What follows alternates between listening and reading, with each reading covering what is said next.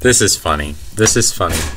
Here's a comment. The main stockholder in the Jockle podcast is Mr. Cool Mug. Because every time you post a comment, you don't know this, but every time you post a comment, you actually are granted a share in the Jockle podcast. So right now, Mr. Cool Mug is the greatest shareholder. He's the single greatest shareholder in the Jockle podcast. Here's what he has to say. It seems like all of these videos have been a discourse on how we ought to find the truth. In other words, they've been epistemological. So let's go back to the comment.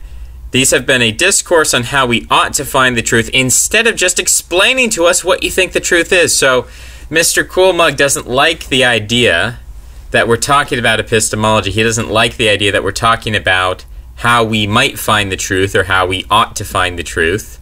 He just wants to be handed the truth. This is why Mr. Cool Mug is a right-wing thinker. Because he just wants the truth on a silver platter. He doesn't want to talk about how we would find the truth. You said something to the effect we should be skeptical, we should detach ourselves. It's not something I disagree with. But again, I don't know what level or degree you're making that statement. Is it directed at individuals? Is it a principle of civilization? Western civilization has had a lot of skepticism. It has brought us spiritual problems. Smoothies. Okay. You know, guys, I'm sure you watch these videos as you do. And it's actually sort of crazy because for me to sit here and make this video, I'm not going to say it's mind-numbingly boring. I'm not going to say that because that's self-derision. We don't do that. But what I will say is sometimes you've pressed the play button. You're starting to make the video, and you just start reading these comments, and you start reading some of these comments, and they just sort of blow you away in a number of ways. Like, they blow you away on the surface level ridiculousness of the comment, and then you get down into the not metaphysical. That I overuse that word. I should stop even using the word metaphysical. I should even stop. I need to, sometimes you need to go cold turkey on these things. Not that I will, but maybe I should. But in any case, really what I'm talking about here is, I'm talking about the fact that when you get an hour of sleep or so, then thinking does become difficult. But we're getting now to the content part of the video. I'm just going to... Oh my goodness, Mr. Cool Mug. Mr. Cool Mug he's throwing out comments, and they're so he's so seductive. The Mr. Cool Mug is a seductive commenter. He's a Luciferian commenter. Like, I don't want to read the comment, but it draws me in. Like some kind of succubus. Mr. Cool Mug is a succubus.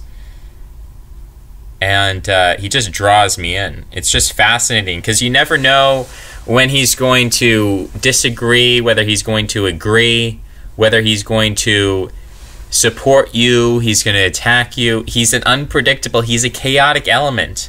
I say that Mr. Cool Mug, is a right-wing guy, but in a sense, the fluctuation between the right wing and the left wing that Mr. Cool Mug engages in is somehow fundamentally left wing, and yet its consistency is somehow right wing. So we're going to change something today. In the history of the podcast, never been done before, we're going to shift gears, okay? We're going to shift gears, and we're going to say that defining the right wing as status quo and defining the left wing as change has some utility. But people are arguing with me on a point of semantics. Hector Quinn, who is very different from Mr. Cool Mug, they have nothing to do with one another, but they're both opponents for different reasons.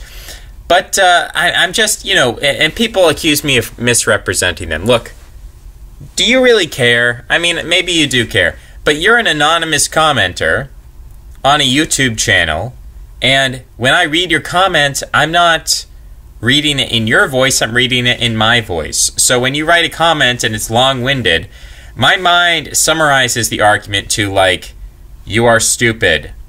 Left versus right is stupid. This is just a semantic shell game. Blah, blah, blah. You know, that's how I read the comment. Maybe that's not fair. Maybe I should more authentically. This is just weird. This is just weird. We've got German. I'm tempted to read Maldoror's German song. I don't know, but I feel like I'm gonna. What is the Sonnenbarke? It's the sun bark, the bark of the sun. I've never heard of this before. So we're gonna find out what the Sonnenbarke is. This is very strange. What are we talking about? There's, you know, you guys, people think I am entertaining. I'm not entertaining. These people, you people are entertaining. The commenters, hear my solar bark? What does that even mean? My solar bark? This is crazy. This is insane. You can't, that's not even possible. I don't know what's going on here. But really, how many minutes are we into the video and we haven't even said the single thing that we want to say? Which is that we could simply, so far I've been talking about left versus right. Well, I could say liberal versus conservative. I could talk about the metaphysical liberal, the metaphysical conservative. Okay. If really the two biggest stockholders, which are, they're different individuals, they have different opinions, Mr. Cool Mug, Hector Quinn, they have the majority stock right now in the Jockle podcast, and both of them hate this concept of me talking about left versus right. So you know what? Maybe we're going to cede some semantic ground temporarily. We're going to retreat. It's a tactical retreat because we're retreating on one front, but we're attacking on another front. So let's cease fire. Let's have a ceasefire for a moment. Let's stop for a moment pushing the idea that left wing is change and right wing is stasis, and let's, you know, do a semantic changeover and say, no, it's not left versus right, it's liberal versus conservative, which apparently is some huge monumental. It's like you give these people an inch, they take a mile. And if I start talking about the metaphysical liberalism of the right wing and the metaphysical conservatism of the left wing, I'm sure there's some, you know, then they're going to say, oh, well, you're not using those words in the colloquial sense, blah, blah, blah. Okay, fine. Here's a new take, because we're going to start coming. This is how warfare happens. You attack the enemy responds, then you do a tactical retreat, and then you outflank your enemy. So you withdraw, you move to the side, and then you attack your enemy from the side they never expected. And here is the new left versus right paradigm. And you've seen it. If you've been following the Jockle podcast, you've seen it coming. You know it's been coming. You know. And once you hear it, you're going to say, of course, this is so simple. How did we not understand that really the left versus right was not necessarily in the human context about change versus stasis? It wasn't really about that. Because what do I mean? When I say a leftist is a changer and a right-winger is for the status quo, what do I mean? What I mean is that left and right are subjective. They're not objective. There's no such thing as the objective left and the objective right. They're all subjective. Which makes sense because politics is social, so it has to be subjective. There is no such thing as objective sociality. That's why I say there's no such thing as objective morality, because all morality, in my opinion, is subjective. Now, you could say that morality is real to the extent that it hurts or harms the individual. But is it subjective or objective? I say that morality cannot exist if subjects do not exist. So if anything is good or bad, then there must be subjects which produce that, and their subjectivity produces the goodness or badness. And that without subjects, we can't have any goodness or badness. So that's my perspective. That's my take on it. And the extent to which we humanize people is to the extent to which we consider them true subjects, and the extent to which we dehumanize people is the extent to which we objectify them. Okay, so these are very good points. These are beautiful points to be making. But it's all leading up to something here, right? Because when I talk about left wing and right wing, I'm speaking in universal terms. I'm speaking in post-human terms. But if we look at humanity specifically, if we are anthropocentrists, what is the left and the right with respect to humanity? Not in terms of universal change versus stasis, because that's metaphysical. We're not talking about the metaphysical necessarily. We're focusing in on humanity, which is a specific instantiation of metaphysical laws. The laws of humanity, the anthropological laws. So what is the left and what is the right with respect to anthropology? With respect to anthropology, the left is the merchant class, the right is the warrior class. And everything makes sense, right? Because a while ago, Ryan Falk toyed around with this idea, right? He toyed around with the idea that right wing really meant white people and left wing meant anti-white. And so if you're pro-white, you're right wing. If you're anti-white, you're left wing. And if you're on the extreme right, that means you love white people. If you're on the extreme left, it means you hate white people. And he thought this was very cute and very neat, and it surely describes the state of politics where white people are subjects, where they're relevant. So in South Africa, maybe it has some explanatory power. In America, it certainly has explanatory power. In Europe, in any country where you have a vast number of white subjects, then it makes sense to talk about the right versus left distinction as being white versus anti-white. That makes sense. But what if white people didn't exist? Or what if white people were the only people to exist? We have to understand our anthropology is just, it's not limited to the white race. And if it was limited to the white race, we would have to look within the white race, excluding non-whites for a moment, just looking at a theoretical, homogeneous white population. What's the distinction between left and right? The distinction between left and right is the distinction between the merchant class and the warrior class. That's the distinction that I mean. Now, where does the priest class sort of lie in all of this? Well, sometimes the priest class aligns itself with the warrior class. Sometimes it aligns with the merchant class. So when Alex Jones rants and raves, he's kind of a prophet. He's kind of a priest. He kind of has this creative semantic energy to him, this linguistic power. He enthralls people with his myth-making. He spins a tale. He has a narrative about the world, and it's a sacred narrative, and it has angels and it has demons. And Alex Jones aligns himself with the warrior class and the warrior type, and so warriors like Alex Jones. White nationalism as a priestly narrative, as a religion, basically, is for the warrior, it's for the right wing. Ted Kaczynski, you could say he was a priest, he was a prophet of the right wing, of the Paleolithic people. Anytime you're pushing for, even admiring the trait of blonde hair, blue eyes. Why do we like blonde hair, blue eyes? Because the blonde hair, blue-eyed peoples were some of the most successful Paleolithic peoples on the face of it. They were the apex Paleolithic peoples. There were no Paleolithic peoples who beat out, and basically I'm talking about the Indo-Europeans here. The Indo-Europeans were the most successful Paleolithic nomadic pastoralist peoples. You look at all the other great civilizations of the world, you look at the Hebrews, you look at the Assyrians, the Babylonians, you look at, and I'm talking about non-Indo-Europeans here, so we could talk about the Chinese, the Japanese, you talk about the Maya, the Inca, the Aztec. You talk about these groups, and they are agriculturalists. They're not Paleolithic people, they're agriculturalists. The Egyptians, they're agriculturalists. So all the great civilizations of the ancient world, they're Neolithic peoples. But the Indo-European people, they are not farmers. They don't just sit and farm the land. They go out and they conquer.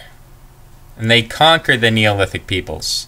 So it's kind of the revenge of, sort of Indo-Europeans are the first fascists in that sense, in that they're looking at a merchant-dominated world, and they're coming up with a way of how the warrior can get his revenge.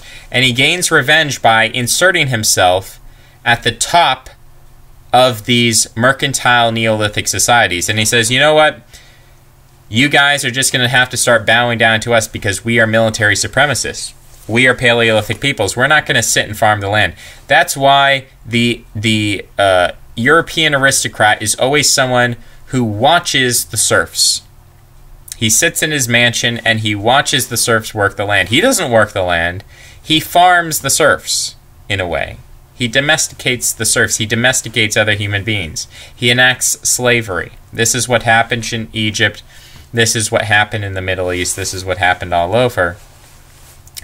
That this warrior class inserts itself or reasserts itself and says, no, we're not going to be irrelevant. We're going to take over these mercantile Neolithic societies, these vegan soy boy societies, and we're going to take them over and we're going to lead these societies. And everything's going to be about us and our ethos, and we're going to rule. And you farmers, you Neolithic farmers, you're going to be at the bottom of the food chain. And no one's going to like you, and no one's going to care for you. And the ideal will be blonde hair, blue-eyed Paleolithic peoples, people with strong jaw, people with good physiognomy, people with beautiful bodybuilder physiques. That's going to be the ideal. And that is held true to a large extent to the present day. So from my perspective, the last 10,000 years, if we talk about a struggle between left and right, it's fundamentally a struggle between this Neolithic merchant class and this Paleolithic warrior class. And that's something that happens whether or not white people are around. Whether or not white people are around, you're going to have people, I mean, just look at Jews. You have Jews who are more Zionist, and they're like, Jews should be a warrior people. We need to preserve our ethno-state. And there are people like Benjamin Netanyahu, and people more extreme than him. If you actually go to Israel, Benjamin Netanyahu is a moderate right-winger. There are extreme right-wingers, and you can go to Israel and you can see these people, and they're pretty virulent, and they're pretty violent. And then you have the left. And Jared Kushner and George Soros are saying that, you know, someday Israel's going to have to open its borders. That's what they say. Maybe not today, maybe not tomorrow, maybe not in 10 years, maybe not in 20 years. But at some point, if Israel wants to survive, it will need to open its borders. It will need to become a transnational, multi-ethnic, democratic, this is code word for Neolithic merchant society. For a society in which minoritarianism and not Jewish majoritarianism wins. So that's the struggle that's going on within Israel. And sort of when people talk about nationalist versus globalist, they are talking about warrior versus merchant. The warrior, and I think if you want to get the warrior perspective, read Jack Donovan. Read Jack Donovan and read what he has to say about what is a man? What is a man? Jack Donovan doesn't know what a man is. He knows what a warrior is. And he defines a man as a warrior. Now, this makes sense coming from a Paleolithic culture. So if you're a Northern European, masculinity and the warrior ethos are identical. But if you're not coming from that culture, that's not necessarily the case. So that assumption is implicit there, and we have to dissect that and bring it out and understand that when Jack Donovan says the job of the warrior, or he says the job of a man is to defend the perimeter, what he really means is the job of a warrior is to defend a perimeter. So warriors are always thinking in these majoritarian terms. How do we outbreed the competition? How do we steal their women? The alpha strategy, the Chad strategy. So that's something that you see in Europe where you have an aristocratic class. Let's take the example of Britain. So Britain has pre-Indo-European inhabitants, then the Indo-Europeans come in as the Celts, and the Celts dominate, and they take over, they enforce their language. They don't kill everyone, but they start to outbreed the local population. Then you have the Anglo-Saxons. The Anglo-Saxons don't kill all the Celts. They come in, and they come in as rulers and leaders, and they force their mimetic language on everyone else, and they start to outbreed everyone else as an upper class lording over the lower class. Then the Normans come in. And the Normans come in, and by this time, the Celts are being oppressed by the Anglo-Saxons. Now the Anglo-Saxons are being oppressed by the Normans, and the Normans don't achieve the linguistic dominance to totally erase Anglo-Saxon. But they do significantly change the English language to the point where we can speak of a language called Anglo-Norman, which is a syncretic language or a Creole between English or Anglo-Saxon and Norman, and that produces modern English today, which is sort of like we've got this French spelling system, but the top 100 most common words are Germanic in origin. right? So we have this system here, and you see how the Norman class, the Norman elite, rules in Britain. And it rules the Anglo-Saxons, and the Anglo-Saxons rule the Celts, and the Celts rule the invisible pre-Indo-European peoples. We don't even know who they are. We don't even know what language they spoke. We don't know their customs. We don't know very much about them, except that they were dominated by the Celts, and then the Celts were dominated by the Anglo-Saxons, and then the Anglo-Saxons were dominated by the Normans. And so this is what warriors do, is they come in, they dominate explicitly, they humiliate their enemies, they steal their women, and they create power structures where they're on the top and they have the most babies, and the people on the bottom, the criminals of society, the unfit, they are just slaughtered by the criminal justice system, let us say. And the breeding patterns result in what Ryan Falk has correctly identified. He's pointed out that other people have done. It's not that he's done the research. He's just pointing out the research that other people have done. There was a white genocide in Britain where white people replaced other white people. It was a genocide not of people killing each other.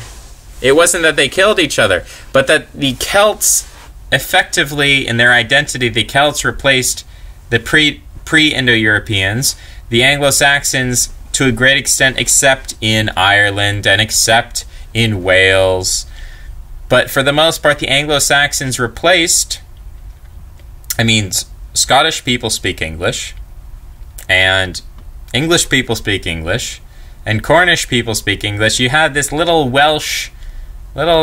kingdom of Wales, or this little country of Wales, and this little country of Ireland, and they resisted speaking English, and so they still have Welsh and they still have Irish, but they basically speak English as a first language and Welsh and Irish as a second language. So the Anglo-Saxons came in, they imposed their dominance, and then the Normans came in and imposed their dominance. But each of these conquests was a military conquest.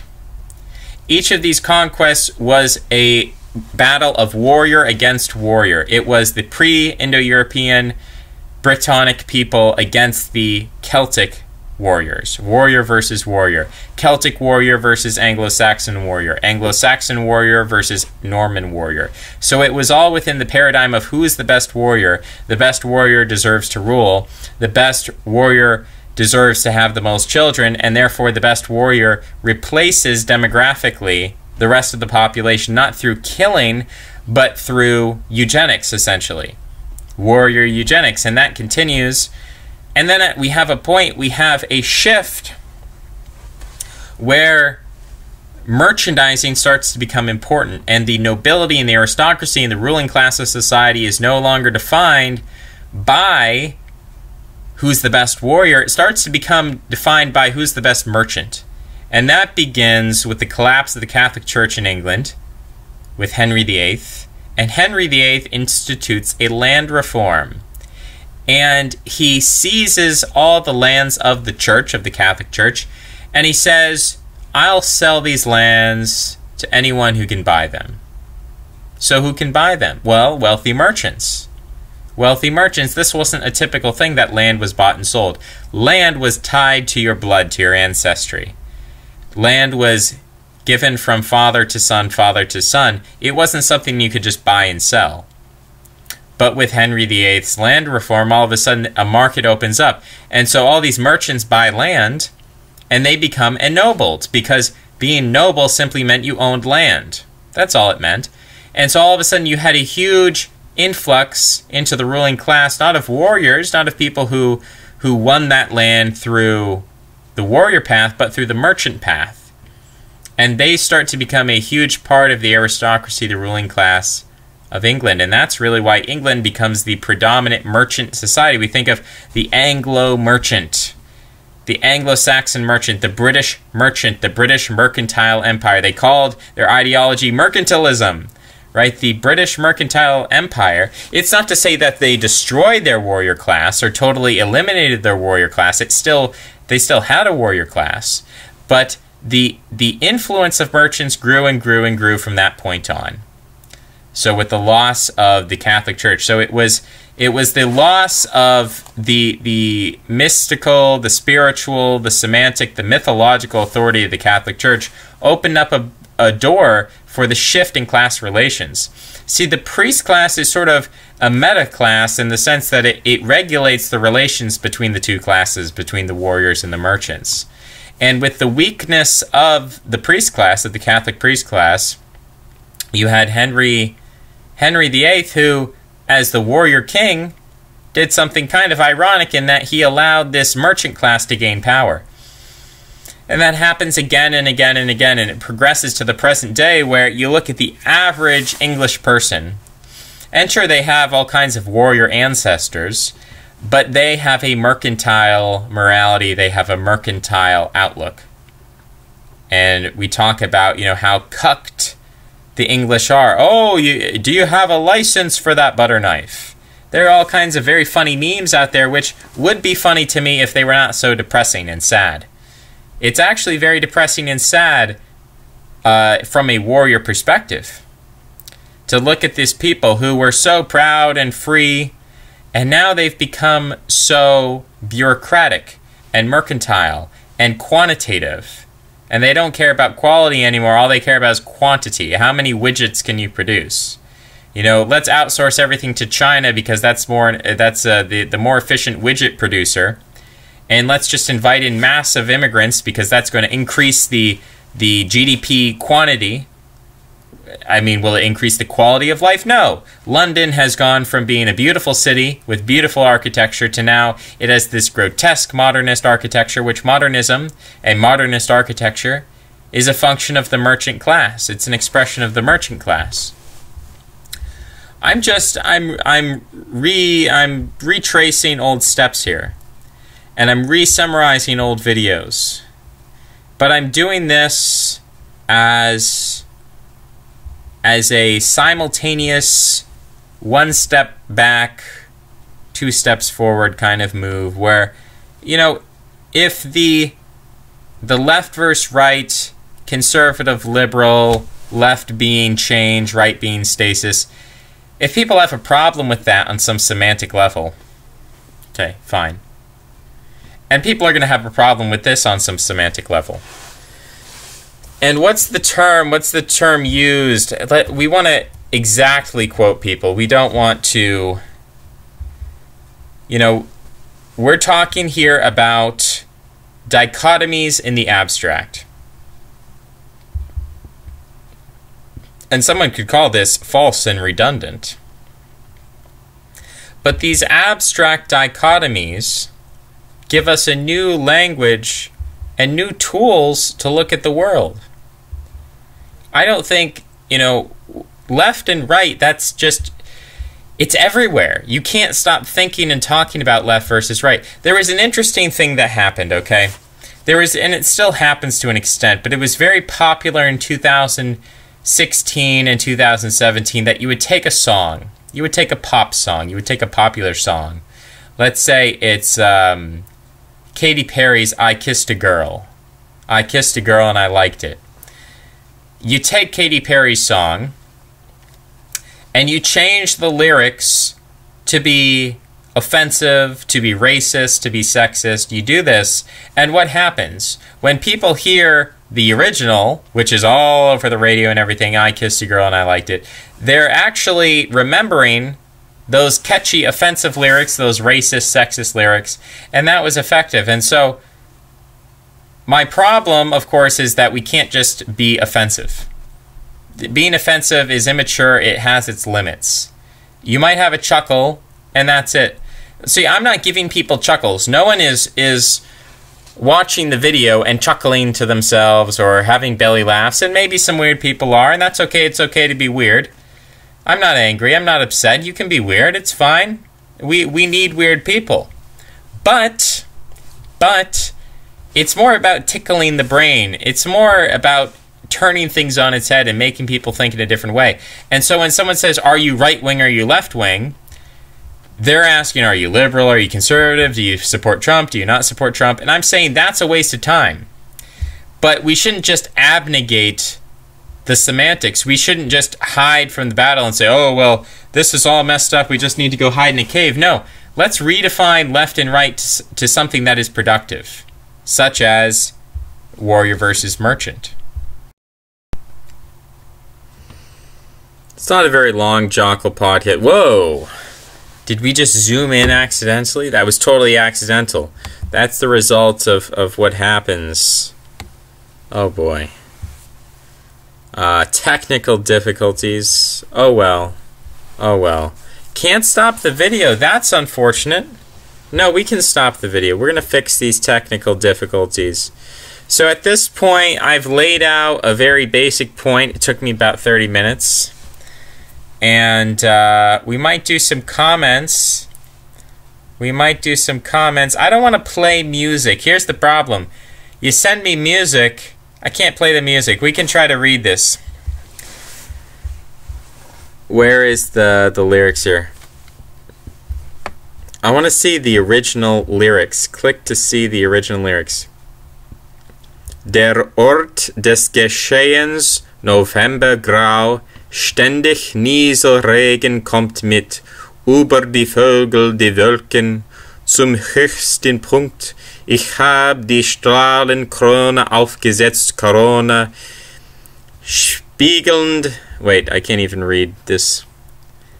Spiegelnd darin mein leuchtendes Haupt, du sollst mein Beifahrer sei, im Fahrtwind stehen, im Sonnenwind, in schimmerndem Gold, im Purpur gehüllt, durch Gefahr führt unser Weg und Bilder von Bestien. Komm auf meine Sonnenbarke, komm auf meine Sonnenbarke. Im rotenden Osten öffnet Aurora ihre Rosentore. Es fliehen die Sterne, die Sichel des Mondes vom Rand her verblasst. Steil ist am Anfang die Bahn am Morgen, schwindelt. This is a weird construction here. The gerundive. Schwindelnd hoch in der Mitte des Himmels, ja, or je, neigt sich am Ende der Weg. Komm auf meine Sonnenbarke, komm auf meine Sonnenbarke. Die Finsternis vertrieben durch rasende Flammen, verzehrende Glut, überall reißt die Erde auf. Selbst in die Unterwelt dringt durch Spaltenlicht, versetzt die Herrscher in Angst und Schrecken. Komm auf meine Sonnenbarke, komm mit auf meine Sonnenbarke. Komm mit, komm mit, komm mit, komm mit, komm mit, komm mit, komm mit. Komm mit mir, komm auf meine Sonnenbarke. And what does all that mean? The scene of events, November gray, constant drizzling rain, come with me, higher than birds, the clouds, up to the highest spot. I've put on the crown of rays, corona, reflecting in it my shining head. You shall be my co-driver, standing in the airstream, in shimmering gold, clad in purple. It's through dangers that our way leads us, and through images of beasts. Come onto my solar bark. Well, you know, I don't exactly know what it means to come onto someone's solar bark, but I'm sure if you watch the music video, which is copyright protected, you'll understand better. In the reddening east, Aurora opens her rose gates. The stars are fleeing. The crescent of the moon is fading, starting at its edge. Steep at the beginning is the course in the morning, giddily high in the midst of the sky. Abruptly the path inclines at the end. Darkness cast out by raging flames, consuming embers everywhere. The earth is tearing up, even into the underworld. Through cracks light is leaking, causing fear and terror for the rulers. So that's interesting. The Sonnenbarke apparently seems to be a ship. So solar bark is not a good translation. Sorry. What is this? LyricsTranslate.com? Sorry, LyricsTranslate.com. the sun solar bark is not a good translation. I think Sonnenbarke is some form of Egyptian thing, because when I look it up in Google image search, it gives me, oh my goodness. What is a barca? Not a burka, but a barca. Sonnenbanken. What is a Sonnenbanken? Sonnenbarke. We've got Sonnenbanken. What's a Sonnenbanke? Sonnenbank. Tell me what a Sonnenbank is. Gerät, das durch Abstrahlen von UV-Licht eine Bräunung der Haut hervorruft. So a solarium. So a Sonnenbank is a tanning booth, a tanning bed. Okay. So what is a Sonnenbarke? What is just a barca? Tell me what a barca is. A barca, mastloses kleines Boot. So it should be a sun ship. It should be. LyricsTranslate.com is terrible. I had no clue what a barca it was. It is, come on to my solar ship, come on to my solar ship. Okay? Wow. I'm very upset at LyricsTranslate.com for giving me a terrible translation. That's Sonnenbarke from the album Silence is Sexy by Einstürzende Neubauten, MM. I'm not familiar with the group. Maybe if I listened to it, I would be familiar with it. But that's a little poetry. That's a little poetry there. And so yeah, this is what we're doing. The left versus the right. Now the question is, are we leftist or are we rightist? Are we more merchants or are we more warriors? Is there a legitimate third path in priesthood? Or, as Mr. Coolmug suggests, is this priestly talk? I wanna look up how does he call it? He calls it, it's something like whoa, go back up. He says, we're not talking about particular cases, we're setting up false and redundant dichotomies in the abstract. So is that all the priestly role is, to set up false and redundant dichotomies in the abstract?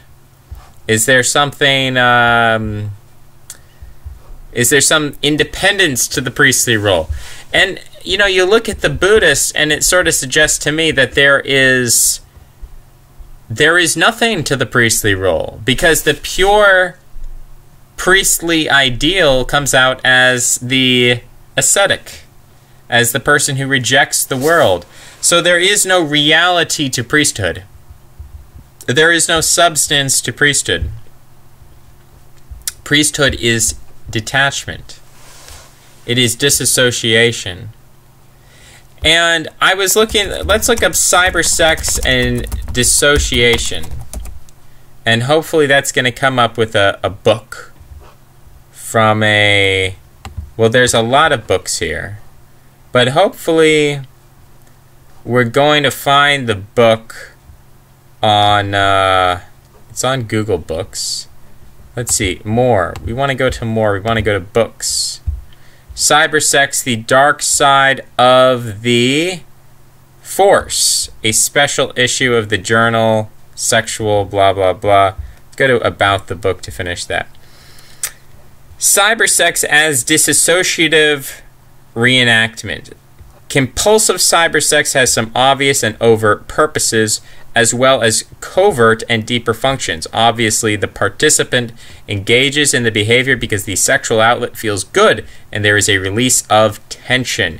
There is at least an illusory connection to another human being to escape from boredom, loneliness, and emptiness. Heavy users of the internet and compulsive cybersex participants are typically depressed. That's from a study in 1999. The deeper functions of compulsive cybersex participation are not only illusory attempts to be wanted or desired, but also dissociative reenactments of past conflicts or traumas with underlying motives to resolve unfinished business. Dissociation means simply that two or more mental processes are not integrated. So we can talk about cognitive dissonance as maybe perhaps a type of dissociation here. Dissociation is present when a person engages in secretive, illicit sex on the computer and then goes to bed with the spouse without dissonance or discomfort. So it's actually a lack of cognitive dissonance. It's beyond dissonance. Dissociation, total dissociation. When persons, and Hector Quinn, he said, people who watch your videos are not broken. Correction we have to make for Hector Quinn. But he said, what did Hector Quinn, what did he say? If I look up the term broken, is that going to get me to his comment, broken? I never said anyone who watches your videos is broken. I merely pointed out there's a connection between personal dissatisfaction and alternative politics. This isn't even necessarily a criticism because there's no virtue and blah, blah, blah. Opposition to pessimism, blah, blah, blah. I misrepresent his dissent, blah, blah, blah. Interesting. Thirst for truth. Okay, let's go back. This is from a special issue of the Journal of Sexual Addiction and Compulsion from 2013. And where are we going next? Let's go back to the reading. So, when persons are overwhelmed by life experiences, disassociation facilitates alteration in consciousness in which aspects of the self, behavior, affect, sensation, and knowledge are disconnected. Some examples may make sense of the paradoxes constructed by dissociation. A member of the clergy professing celibacy and chastity spends hours on the internet, cruising pornography websites and masturbating while cybering. He's a survivor of childhood sexual abuse who is unaware of how he is reenacting the trauma in this distorted attempt to reclaim lost youth. So that's interesting. That's interesting. It's essentially how they're describing dissociation here is a kind of hypocrisy. Someone who professes celibacy, but who spends hours cruising pornography.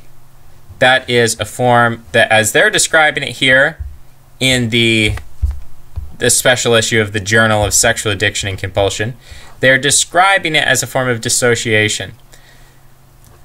Now, how does this relate to Hector Quinn and his criticizing of alternative politics? Alternative politics, is it a form of dissociation?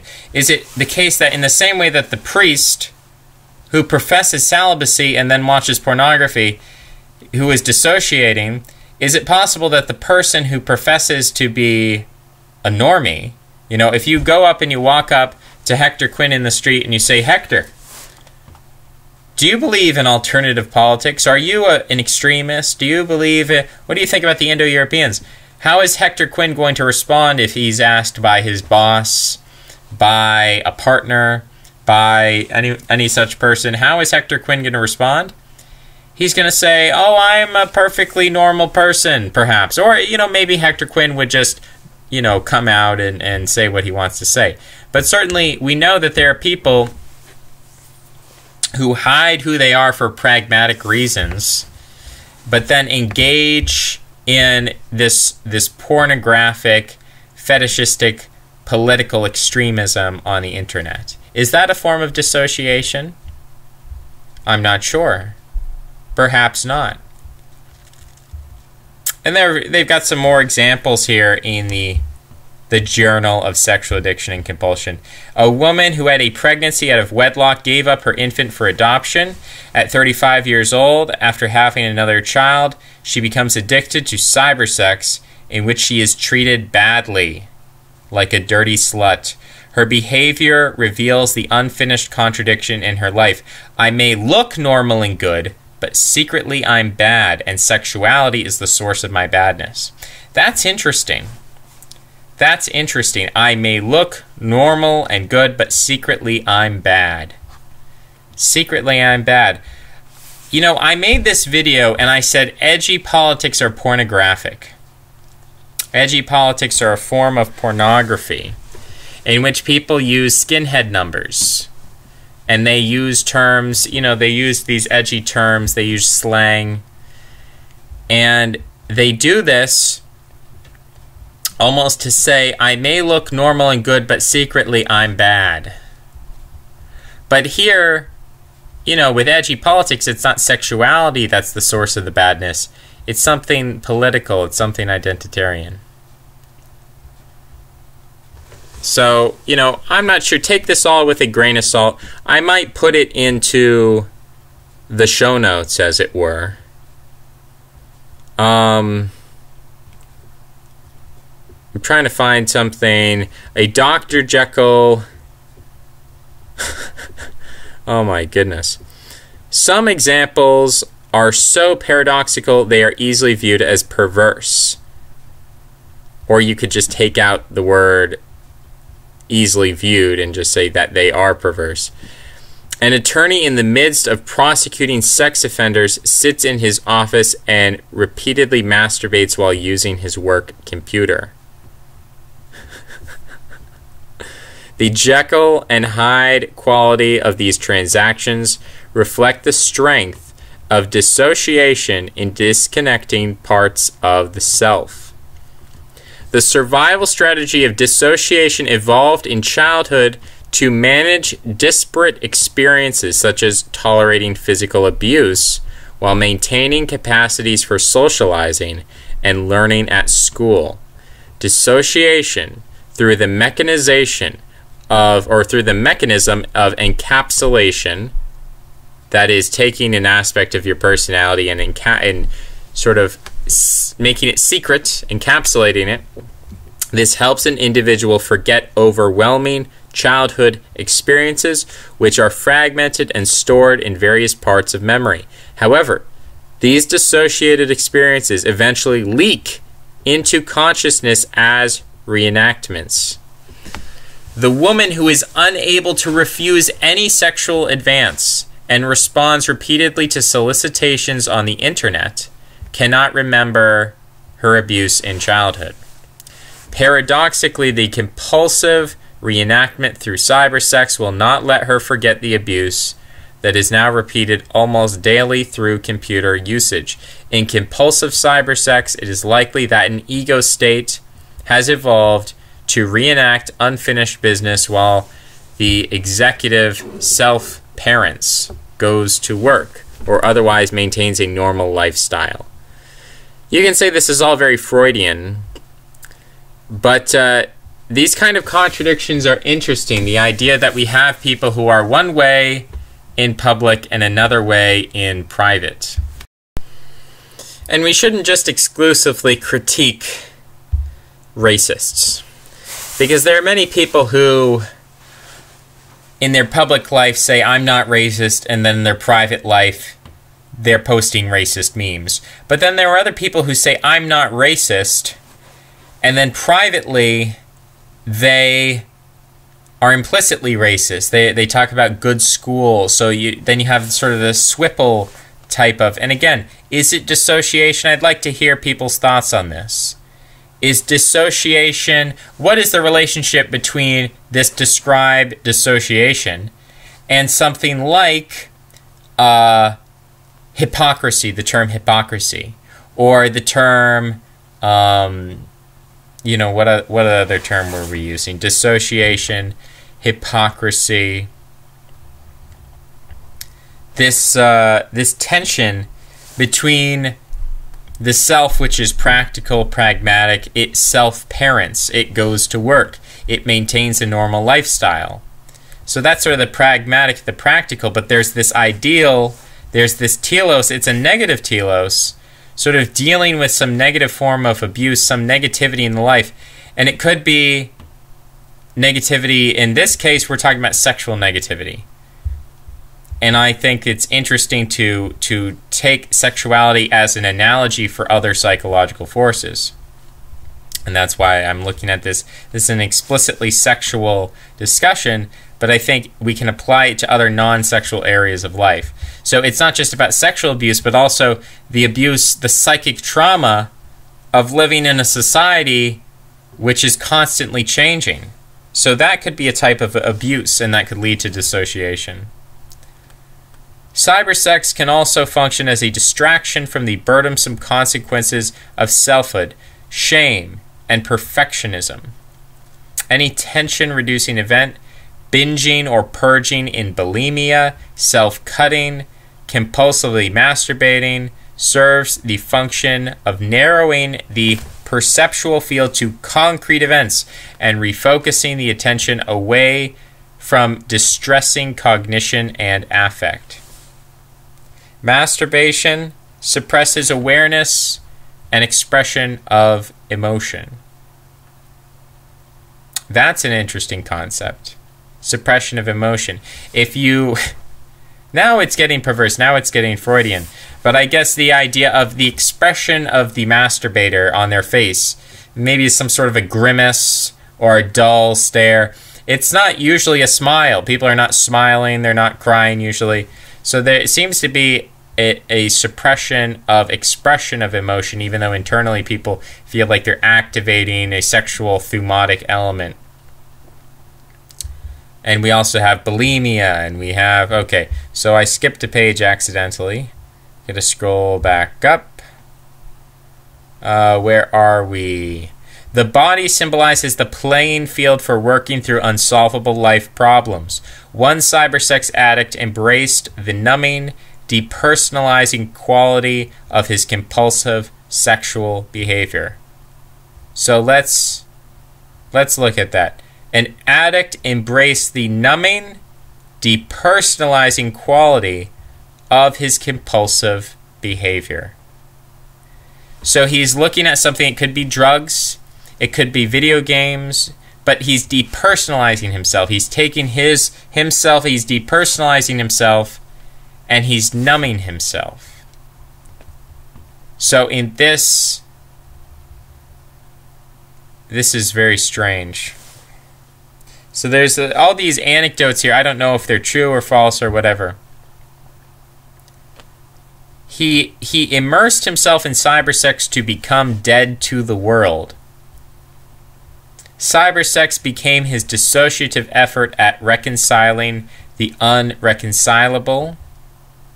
My shameful, out-of-control sex caused negative consequences. I can't tell anyone, but my illicit behavior will eventually cause me to get the punishment I deserve. So there's a kind of self-destructive element here where addiction, people understand that addiction is killing them, and that's part of the reason why they feed their addiction, because they want to die.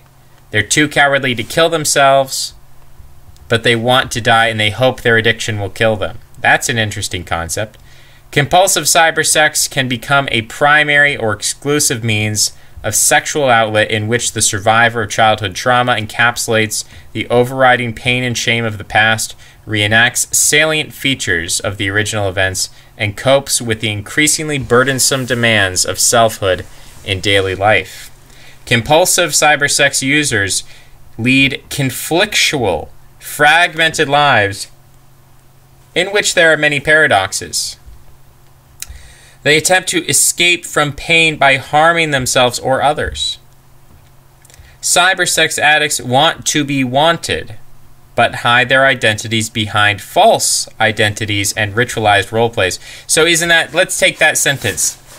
Political addicts want to be wanted, but hide their identities behind false identities and ritualized role play. So you get keyboard warriors, people who come, and they shout their skinhead numbers, and they talk about white people this, white people that, and there's a ritualized role play. We're going to save the white race, white revolution now.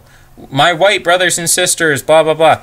They want to be wanted, but they hide their identities behind false identities and ritualized roleplay. There's so much very interesting. If you just take what's being written here And instead of cyber sex, you talk about politics, political cyber sex. I feel there's some insight here. Maybe I'm totally off base. Maybe this is too weird and too gross for people. But I don't know. I think this is something people should look into. They seek closeness with detached persons who may be thousands of miles away. How is this not describing this political action online? Compulsive cybersex users try to control alien and unwanted feelings by spending hours on the computer without regard for negative consequences, becoming utterly out of control in the process. They seek intense, immediate experiences through a medium that will ensure depersonalization and objectification. Eventually, compulsive cybersex participants experience the bottoming out process in which powerlessness and unmanageability confront the illusions of the addictive lifestyle. They can become involved in a recovery process truly dedicated to finding lost parts of oneself by abstaining from compulsive reenactments and reconstructing the vulnerable self. In planning services for recovering persons, it may be useful to examine some characteristics of individuals who seek treatment for problematic cybersex use.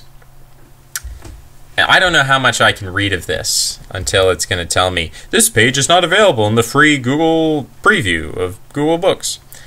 Lessons from a clinical population cybersex abusers. Some preliminary descriptive data were gathered from 40 patients seeking treatment in an outpatient psychiatric clinic from 1995 to 1999 for problematic cybersex involvement. And blah, blah, blah. We're seeing all this stuff. Anecdotal. 57.5% of males and females were married or living with a partner. White college professionals. 5 single female students, college-educated students, and professionals. So then it goes through the statistics of all these different things. 26% of men, 66% of women had an eating disorder. 89% of men, 52% of women had a sexual addiction.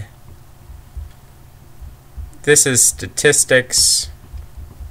4 of the 5 single female students would be considered obese and presented an eating disorder. 1 of the eating disorder females was African American. 1 of the alcoholic males was Hispanic American. So this seems like very small data here. Not representative data. And I'm trying to get to some sort of self-reported interests of cybersex abuse patients. 26 interested in paraphilia, which includes S&M, 2 males, 2 females, voyeurism, exhibitionism, hair cutting fetish. What is a hair cutting? I've never heard of this hair cutting fetish. Foot fetish, biracial preference. Apparently, a biracial preference is considered a paraphilia. Wow. This is quite based in red pill. People should be reading this. Zoophilia, now that's extreme. Presenting oneself as opposite biological sex includes 1 male who engaged in cybersex with partner on chat line and 1 who engaged in cybersex secondary to roleplay. Blah, blah, blah. Romance, dating, swinging. 10% were homosexual, 5.2% bisexual, 5.2% gender bending. For the females, let's see if anything jumps out. Because so far the trends look pretty similar, except females are more bisexual than the males. And females had no interest. Let's keep going. Let's just kind of skip over some things. 2 reported frequent use of internet. Blah, blah, blah. I mean, some of this stuff is pretty nasty. Some of this stuff is pretty bad. It's not the greatest. This is not like fun, cozy, happy fun time reading. Age ranges in patients. So ages 17 to 26 were 15.8%. 27 to 36, 15.8%. 37 to 46, 57.8%. 47 to 56, 5.3%. So it seems for men, the huge age range is from 37 to 46 is the big bad age range for men. For women, the big bad age range is appearing to be ages 27 to 36 is when women seem to have the most problems with this cybersex abuse. Okay, so let's go back up because there was a little blah, blah, blah. Cybersex abusers are survivors who have overcompensated through intellectual and professional accomplishments. This clinical population is depressed and dependent upon addictive behavior to cope with the demands of daily life. The internet presents easy, immediate access to a wide range of atypical sexual interests as well as anonymous role-playing partners. The cybersex abuser inhabits a fantasy world in which the individual explores or reenacts, and I have to scroll down, traumatic abuse or overcomes temporarily the burden of psychiatric symptoms and addictive behavior developed to survive the pain and shame of the past. Male compulsive users present cybersex as a manifestation of sexual addiction. Female cybersex abusers may be vulnerable to trauma reenactment as they explore sexual preferences. Male and female abusers experience increasing negative consequences as they continue to participate in this high-tech form of intimacy dysfunction. And we're going to table 4, generalizations. Cybersex abusers are heavy users of the internet, generally married, frequently college-educated professionals, survivors of sexual abuse, depressed. Male cybersex abusers are middle-aged, generally older, similar to heavy users of internet, more likely to be chemical dependent than the female users, more likely to be involved in recovery than female abusers, more likely to engage in sexual compulsivity or to be labeled a sex addict. Female abusers are generally younger than the males. Heavy users of the internet, similar to users of the internet, more likely to present PTSD than males. Generally involved in compulsive overeating or bulimia, similar to males in terms of interest in paraphilias, romance, dating, and swinging. Recovery. So we finally got into the good part, right? All that was pretty sad. We're getting to recovery. What is recovery? How do we do that? The results from our clinical experience and review of the literature establish that involvement in compulsive cybersex is not a unitary phenomenon. So it's diverse, huge diversity. Compulsive cybersex is a complex, multifaceted, diverse experience that requires several levels of diverse analysis prior to making recommendations for different components of treatment. So you're saying there's not a one-size-fit-all treatment. That sucks. The medium of the internet is essentially neutral or value-free. Wow. Yeah, I don't agree with that at all. The medium of the internet certainly has values. It is not neutral. The burgeoning internet and the technologies which reach out to foster a global information community are not the culprits in compulsive cybersex. I disagree with that.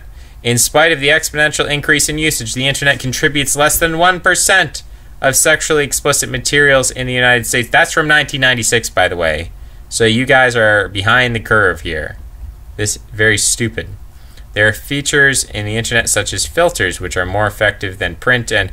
Oh, pages 136 to 155 are not shown in this preview. So I'm not going to get to the recovery. This journal doesn't want me to know the recovery. He wants to describe all sorts of weird... Al Cooper, director of the San Jose Marital and Sexuality Center. Oh, San Jose, the moral center of America, right? So he wants to tell you all the weird stories, anecdotal stories of weird people with their weird problems. He doesn't want to tell you the solutions. You have to pay to get the solution, which is probably a sucky solution. Probably doesn't work. But yeah, I'm gonna just throw this in here. We're gonna throw it into there, into the old. Oh my goodness. I mean, we could read about this forever. There's so many. This one's about breaking free This one is, we could just read these books forever. And part of the reason I've gotten into this recently is there is a lasagna cat video, which is 4 hours of people answering a sexual survey. And you skip through this and people start talking about their sexual addictions and cybersex addictions, which is like, it's disturbing, it's fascinating. Oh my goodness. I don't even, I can't even do, there's only so much, how can I say this? There's only so much endurance I have for this topic. I'm going to try to just read what, this is from Cybersex, The Nightmare of the 21st Century, The Rebirth of Armageddon by Abdulaziz Henry Musa. That's a nice middle name, Henry. The craving for cybersex has risen to an unimaginable pedestal that people are seemingly interested in women of all colors, shades, and sizes to satisfy their insatiable lust, which pushes them over the edge. And thus, it is not uncommon to see promiscuity in young teenage girls and women who are themselves abused by their own father, uncle. So, I refer to this as the ultimate betrayal of the trust. The mindset ruins their lives. This is dissociation. It is ascertained that about 43% of teens aged 6 to 14 have had such encounters, either from their parents or a member. Okay, so now we're going into Bureau of Justice Statistics Report 2008. What the heck? What is this? Child abuse. 43% of teens have had encounters from their parents or a member of their own family. They've been abused? 43%? Bureau of Justice Statistics 2008. How can that be so astronomically... How can that be so astronomically high? This is insane. I don't believe this book. This is crazy. I mean, this is Alex Jones tier. We're getting into Alex Jones tier stuff. Acknowledge that lust and desire are normal. You know, you're getting like extreme, like, he, on the one hand, Abdulaziz Henry Musa, he's saying that 43% of teens aged like 8 to 16 or something have been abused by their parents or a member of their family. It's 6 to 14, by the way. That's from 2008. I mean, that is ridiculous. But on the other hand, he says, you know, lust and desire are normal. What is going on here? Start establishing issues of sex early and often. Wow. This is crazy. I don't know. This is, I can't even read through this book. I have to close this out. This is weird. The other one is In the Shadows of the Net, Breaking Free of Compulsive Online Sexual Behavior. So again, this is a preview. This is a Google Books free preview.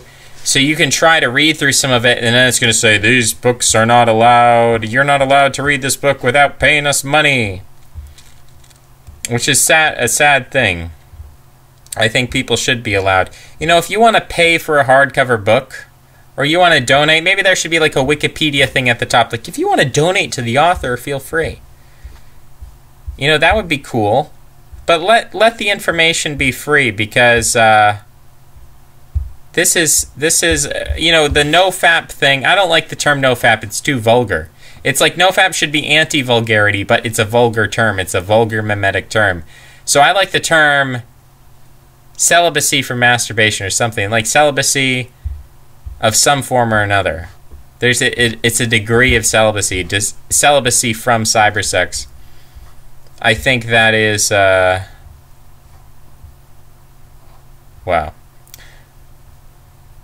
The New Tea Room by Mark Schwartz and Stephen Southern. I don't know what that's about. I can't click on it though because it's not allowed. So, that wasn't that a rabbit hole we just went down. That was scary. Let's get out of that. Don't even know what I'm talking about anymore.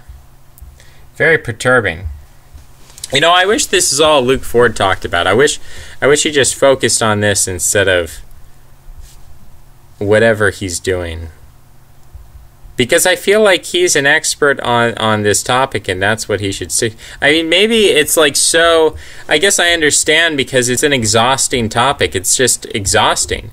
You read about it, and you're just like, oh, I feel like you're killing my insides. I feel like you're sort of like... I feel my intestines are like decomposing inside my body. So I guess I understand why he doesn't talk about it all the time. But if anyone was qualified to talk about it, I guess it would be Luke Ford. So, you know, I guess I appreciate his work to the extent that he's been this anti-porn activist. I appreciate his work to that extent. I appreciate his honesty on that front. Politically, he seems to have swapped out one fantasy, one addiction, one compulsion for another. And, you know, the video was made against him, and he said, I like the video, I want to interview you. It's hard because, you know, there's no one, I can't think of anyone else who has been so ingrained in the porn world, and then who has come out and said, I mean, of course there are people, there are women, but I don't really want to listen to women too much. Someone came into the live stream yesterday and told me to sub. Really good stuff, man. Well done. Thanks, CMC. I don't know. I guess you're also advertising your live stream, so I don't know what your live stream is or what you advocate, but that page is loading very slowly.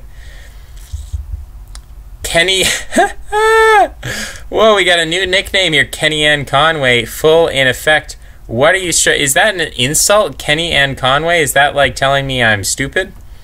I don't know. What is the analogy between me and Kenny Ann Conway? What are you struggling against? Why waste your time making these videos? Islam is a betrayal. Because it's Arabic and non-Western. I didn't say it's non-Western. That was never the argument. The argument was if you're going to convert to a non-Western religion, convert to Judaism. Become a Freemason. Why would you become a Muslim when there's so many other better choices? If I said anything about it being non-Western, I don't like the Arabic language. Personally, just aesthetically, I don't like the consonant. Or there's too many consonants. It's too much chavaz, al-shadam, I don't like that. I'm not a big fan of that. It doesn't sound good to me. I can't imagine doing that. But maybe I'm wrong. Maybe you just have to force yourself to change your mind. Maybe I just need my brain to be a little more plastic. Free speech is worth saving. I think free speech is worth saving because I'm engaging in free speech. I've engaged in free speech for a while. I like freedom of speech. I think it's cool. What is going on? Man. This CMC guy, CMC Broadcasting, this guy is actually some kind of like, it looks like he's some kind of alt-light, maybe sort of a James Allsup sort of a guy. Like, what is going on? He has a video with 154K views, very impressive, and getting a lot of views off the Scandinavian girls getting beheaded. 400,000 views, who knows how many subscribers. Chom Char, and then he's got Charles Marr. Welcome to the channel. Okay, I'm being welcomed to the channel. LAPD threatened my life, almost shot to death. What is going on? This is so weird. This is like very strange. These are all... Is Owen Benjamin a shill? What? This is so weird. I don't know. Is Owen Benjamin a shill? I thought he was just kind of a funny comedian. Oh man, look at these video thumbnails. Look at these video thumbnails and how well produced they are. How old is this channel? Is this channel only 2 months old? This is crazy. I can't find his Charles Marlove. Charles Marlowe. Who is this guy? What is he about? Account suspended? Are you serious? Twitter bans people? Why didn't anyone tell me about this? Twitter bans people? You're telling me that Twitter is not a useful platform? That can't be true. People go on Vegan Cheetah? What is going on here? A vegan YouTube personality?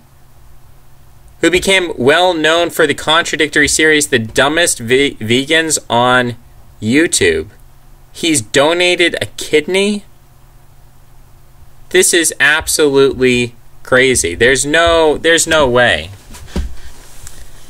There is absolutely no way that this guy... This is e-celeb, man. We're not supposed to talk about e-celebs. But, man, this e-celeb is like... I've never heard of him before. And this is kind of, you know, they have like walls. People set up walls, right? They don't build bridges, they build walls. And we've kind of built a wall. I feel like a lot of people were listening to me read the Journal of Sexual Addiction, and they were like, I'm going to turn off the video now because this is sick and twisted and there's something wrong going on here and I want to leave. And so they're not getting to the e-celeb part of the video. What the heck? I see all that he's holding lots of money. In some videos he has a mustache, in other videos he has blonde hair. And with the blonde hair he definitely does look like a vegan. But then in other videos he doesn't have the blonde hair. So this is crazy. He's a YouTube star. Known as the Vegan Cheetah. 40,000 fans. He has a brother named Andrew. This is crazy. When was this out? When is this? What's the date for this information? How recent is this information? I don't know. I see maybe I'm confusing people. Could I possibly be confusing? I mean, this looks like him. This looks like him. I'm just sort of blown away. I'm blown away by I don't understand what's going on with him. I don't understand who he is. I don't understand what his background is. It all seems to be very self-contradictory and weird. What's going on? What's going on? I'm looking at the Instagram of the real Lil Cheetah. What's going on? What's happening here? What is this? Who is this man? He's got purple hair. Throwback Thursday. How many followers does this guy? He has 5,000 followers. I'm confused. Here's the narrative that, and I want to be correct. I want all the brown. I almost said brown supremacists. You know, this is not an irony channel. We're trying to move away from irony here, so we're not going to do the irony thing. But the followers of Brown, the people who like the Brown, the inhabitants of Browntown, the Brown Power Flower Hour children, Chuck Schumer's wife. Oh my goodness. Chuck Schumer's wife really blows me away. She's quite a beauty. Wow. I can't even control my lust when looking at Chuck Schumer. Ah, we fell into the irony again. I think this Charles Marlowe guy... What is going on? How recent are these posts? This is from last year. This is strange. So it seems like he was a vegan who found out the truth about veganism and then started to like become an anti-vegan, and he like convinced himself. So I'm so confused. I'm so confused as what is the message here? Is he a vegan? Is he not a vegan? Recovering Vegans Anonymous. Step 1. We admit we were powerless over veganism and that our diets and lives have become unmanageable. I don't know. What... This guy's from LA, isn't he? He's an LA guy. I don't know how much I can focus on one e-celeb. I don't know how much I can focus on one vegan bodybuilder person who was purple-haired, who is now apparently critical of the Jewish people, which is kind of blowing me away here. That's quite an extreme position, to be critical of Jewish people. I don't know where that's coming from. He's got... What is happening here? I can't tell what's this guy's message. He's like posting traditional woman memes. He's got a deplorable shirt. So he's got some memes here. Here's what I'm trying to figure out, dude. I just want to... maybe there is no explanation. Maybe it's just the combination of contradictions and opposites to create views and likes, and that's okay. All right. That is what it is. But here's the meme. Should mothers have careers? Away from the home every day, home all day long. Children with others, children with her. Comes home exhausted, rests while children nap. Dinner is fast food, dinner from scratch. Reads a book to children before bed, reads to children, plays games, disciplines, teaches about Jesus all day long. We gotta... I am new to your page. I think if a family can afford it without milking the system. I am a full-time single parent. It's not possibly for me to stay home. I was a mom, dad, blah, blah, blah. Life is fulfilling versus life. So that's like a trad wife meme. Now, the term trad wife itself was memed to mean something totally different. But it's a traditional mother... Let's say it's a traditional mother meme. So let's just find the date, because I want to see what is the speed of transition in this guy's thinking. This is from December 20th, 2018. Then we scroll down the Instagram. I hope you're following along here. On your tablets, your iPhones, whatever, your laptop. You're following along and you're scrolling down to look at the vaping content, the bodybuilding content. And you scroll down... We're still scrolling. It's a long scroll. Then we've got a shirt that says Degenerate. That's from July 9th, 2018. So same year. And then you've got some booty pics down June 9th, 2018. So what's going on here, Charles? What happened from June 2018 to December 2018? What occurred? Did you get... I mean, you know, it was funny on the Alex Jones podcast with Joe Rogan. Joe Rogan kept asking him, he said, were you dropped on the head? And if so, how did that change you? And he's like, I think people who are dropped on the head sometimes become geniuses. And I'm going to ask, sort of in the same vein as Joe Rogan, did someone drop Charles on the head and turn him from a purple-haired vegan bodybuilder posting... booty pics with females? This is very strange. Oh my goodness. Don't scroll to the bottom. I gotta scroll back up to the top.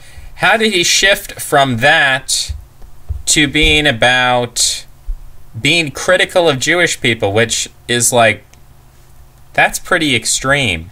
Sort of going from one extreme to another there. Sort of strange. What is going on? What's going on? This is from January 7th. I can't even read this because it's too hateful. It's too hateful against Jewish people, but wow. I mean, there's like some crazy things going on here with Charles. And I don't quite understand. And Charles, he's on the channel now. I don't know who sent him here. It was probably Brian. And Brian seems to do that a lot. But this is... I'm blown away. Wow. This is just strange. I don't even know. Does he stream on his channel? Because I'm not seeing all the stream. Like, you go to JF's channel. How about featured channels? He's got some featured channels. Charles Marlowe. Blinks Bill. I've never heard of any of these people. I've heard of Vegan Gains. I know about Vegan Gains. Can someone key me in? I mean, Brian. I need Brian in the comments. Brian, key me in. What's going on here? This is Charles Marlowe live. 8K subscribers. Murdered. Almost murdered by the LAPD. Stranded in his truck. The New World Order. Wow. Wow. Well, I've subscribed, so this mystery at some point we're gonna find out what the mystery here. 40K subscribers. Dude. I'm blown away. There were several revelations, not revelations. You can't say revelations. You have to say revelations. There were several revelations here today that sort of blew me away. You know, the left versus the right, the parallels between sexual addiction and political addictions. And then this Charles Marlowe guy just comes out of nowhere. He's just, I don't even know what to say. He's an iconoclast. He's breaking the mold. He's different. He's definitely, I don't know. Can I even use the term? See, I've conditioned myself over like 8 hours of videos to use the term left-winger to mean someone who is for change. But now I can't do that. If I walk away from the meme, I can't do that if I'm talking about right wing versus left wing as warrior versus merchant. So, you know, that's difficult. I don't know. Here's my feeling. In closing thoughts, because it's like an hour and 30-minute video now. In closing thoughts, if I asked the audience, and I said, hey audience, people who like the channel, people who watch it, do you think you're more of a warrior or a merchant? I think most people would say, well, I'm not much of a warrior, but I'm certainly more of a warrior than a merchant because I just hate those merchants. I hate them. I hate everything they do.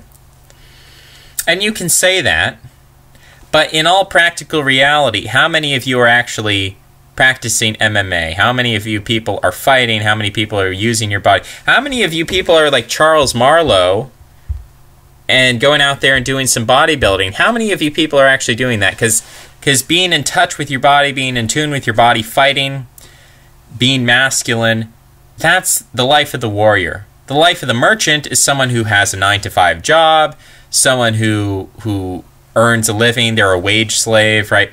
That's the life of the merchant. And so I would argue that even though I think my audience would be disgusted, they would be like, we're not merchants, we hate merchants, that's evil. We're warriors, or we aspire to be warriors. I would say actually in practical reality, you're not practicing what you preach. You're not de facto a warrior. You may have that aspiration. You may have that ideal. Legitimately, you may love the warrior. It doesn't mean you're a warrior. In your daily life, you might act more like a merchant than a warrior. So, I don't know. What does that mean? The difference between the way you actually live your life and your ideals, the contradiction there, the hypocrisy, the dissonance. That word dissonance, that might be an important word for this episode. So we could talk about the dissonance there. the dissonance is important. And so all of this is to kind of point out that we're sort of moving in a direction, and that we have to rethink the way we think about left and right. We have to rethink the way we think about warriors and merchants. We have to rethink this and distinguish who we are from our ideals, and to investigate, are we LARPing? Are we living a fantasy? Is it when people come onto my channel and they shout skinhead numbers and they say things like, we're warriors and we hate merchants, when you do that and you engage in that kind of like sports fan level of thuggery, when you do that, are you being truthful to who you actually are in your daily life? If not, you either need to change your ideals to be in line with who you are, or you need to change who you are to be in line with your ideals. But something needs to change there, because there's a dissonance there. And it seems to be dishonest to me. It seems to be, if you're living that way, you're not living honestly. And this is, to me, it's an anthropological problem. That means everyone's encountering this problem. As I said in the last video, it's not that I'm the only one having this problem, you're the only one, we're the only ones. Everyone has this problem, where we're stuck between a world in which our ancestors are telling us to be warriors, but the future seems to be in merchandising. That contradiction, I mean, that's the whole Jockle. I mean, the name Jockle, the etymology of Jockle. Where does the Jockle podcast come from? If you search the esoteric meaning of the Jockle podcast, you'll discover that this whole contradiction between the merchant and the warrior is encapsulated in the term Jockle. So where we've come from, the prehistoric warrior, the Paleolithic warrior, where we're going, the post-human merchant, and then what comes after that, in my opinion, is artificial intelligence brings back the warrior. So, those are the thoughts of the day. They're really the thoughts of the week or the month, because I've been saying the same thing over and over again. I don't know why people are watching the videos, to be totally honest with you. It's almost like I'm making the videos, and so people assume, wow, he put 90 minutes into making this video, so it must be important. It must be significant. If he wasted his, or I shouldn't say waste, no, we don't say waste the time. If he invested the time, into making this huge long video, it must have something important in it. He must at least say one important thing that's different from the last video, and maybe I did, but maybe I could have said it in 5 minutes. Maybe I didn't need 90 minutes to say it. So maybe, I don't know. This is, it is what it is. It is what it is. Maybe there's it's like Einstein said, invention is 1% inspiration, 99% perspiration.